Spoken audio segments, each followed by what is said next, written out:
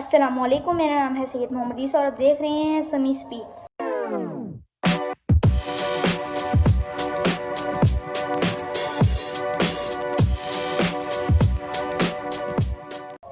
آج میں آپ کو بتانے جا رہا ہوں ارطغرل غازی کی ساری سیریز، تو چلیے ویڈیو شروع کرتے ہیں۔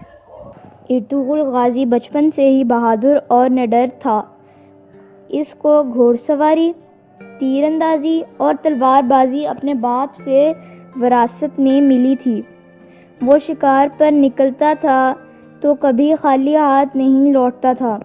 وہ طاقتور ہونے کے ساتھ ساتھ انتہائی ذہین بھی تھا اور اسی وجہ سے اس کا باپ اس پر بھروسہ کرتا تھا۔ اس کا تعلق ترکی کے اوغز قبیلے سے تھا۔ اس کے باپ کا نام سلیمان شاہ تھا۔ تاریخ اس بہادر کو ارطغرل غازی کے نام سے جانتی ہے۔ سلطنت عثمانیہ کا بانی سلطان عثمان اول اسی کا بیٹا تھا۔ ارطغرل 1190 میں موجودہ ترکی کے صوبے بوسا میں پیدا ہوا۔ جب ترکمانستان پر حملہ ہوا تو بہت سے قبیلوں نے ہجرت کی اور شام میں قیام کیا، لیکن یہاں پر سردیوں کے موسم میں جگہ رہنے کے لیے مناسب نہ تھی۔ اس لیے ارطغرل غازی کا باپ سلیمان شاہ چاہتا تھا کہ جلد از جلد کسی مناسب جگہ کی طرف ہجرت کر لی، جس کے لیے اس نے ارطغرل کو ہلال بھیجنے کا فیصلہ کیا، جہاں صلاح الدین ایوبی کے جانشین حکومت کر رہے تھے۔ ہلال کے سلطان العزیز کے پاس سلیمان شاہ کے پیغام رساں کے طور پر ارطغرل غازی کو بھیجا جانا تھا، لیکن اس سے پہلے ہی ایک ایسا واقعہ ہوا جس نے پورے قبیلے کو مصیبت میں ڈال دیا۔ ارطغرل غازی اپنے کچھ جانصاروں کے ساتھ شکار کے لیے گیا۔ اس نے دیکھا کہ کچھ صلیبی عیسائی کچھ قیدیوں کو لے کر جا رہے ہیں۔ اس نے صلیبیوں کو قتل کر دیا جبکہ قیدیوں کو قبیلے میں لے آیا۔ صلیبیوں سے لڑائی میں اس نے صلیبی سردار کے بھائی کو بھی قتل کر دیا، جس کے بعد صلیبی ارطغرل کے قبیلے کے دشمن ہو گئے، جبکہ جو قیدی وہ اپنے ساتھ لایا تھا ان میں ایک بوڑھا شخص اور اس کی بیٹی اور بیٹا تھا۔ یہ شخص رومی غیاث الدین تھا، جسے شہزادہ نعمان بھی کہا جاتا ہے۔ اس کی بیٹی حلیمہ شہزادی تھی جو بعد میں ارطغرل غازی کی بیوی بنی، اور بیٹا شہزادہ شہیر بھی ان کے ساتھ تھا۔ اس وقت تخت کی حفاظت اور کسی بغاوت کے ڈر سے سلطان نے اپنے بھائیوں کو قید کر دیا، لیکن شہزادہ نعمان ارطغرل کے قبیلے کے ہاتھ لگ گیا۔ اس کے بازیابی کے لیے سلجوق گورنر کا پاس رکھتے۔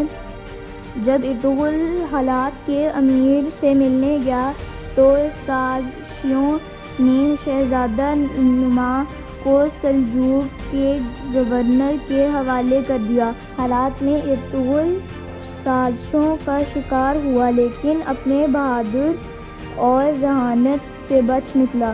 ارطغرل نے سلطان سے جو علاقہ حاصل کیا وہ صلیبیوں کے قلعے کے قریب تھا۔ اس علاقے میں رہنے کا مطلب موت کے منہ میں چھلانگ لگانے کے مترادف تھا۔ قبیلے کے سردار نے مخالفت تو کی، لیکن سلیمان شاہ نے ہجرت کی اور قبیلہ منگولیا کے سرحد پر آباد ہو گیا۔ صلیبی سردار ٹیٹوش نے اپنے بھائی کا بدلہ لینے کے لیے حملہ کیا اور قبیلے والوں نے ارطغرل کے کہنے پر ان کے قلعے پر حملہ کیا اور قلعہ فتح کر لیا۔ 1225 میں سلیمان شاہ کے انتقال کے بعد قبیلے کے سردار کا مسئلہ سامنے آیا۔ اس سے پہلے کہ کوئی فیصلہ ہوتا منگول ان پر حملہ کر چکے تھے۔ 1230 میں منگول چنگیزا خان کی قیادت میں ایران اور چین فتح کر چکے تھے۔ منگولوں کے ایشیائی کوچت مہم کا سربراہ نویان تھا۔ انہوں نے تمام ترک قبیلوں پر حملہ کیا اور ان کو روندتا چلا گیا۔ اس نے ارطغرل کے قبیلے پر بھی حملہ کیا اور قبیلے کو آگ لگا دی۔ قبیلے کے لوگوں نے بڑی مشکل سے اپنی جان بچائی۔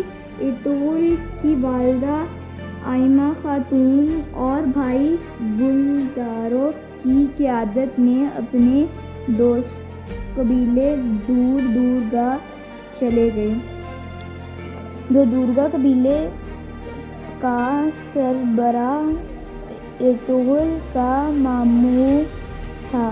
اس نے ان کی مدد کی۔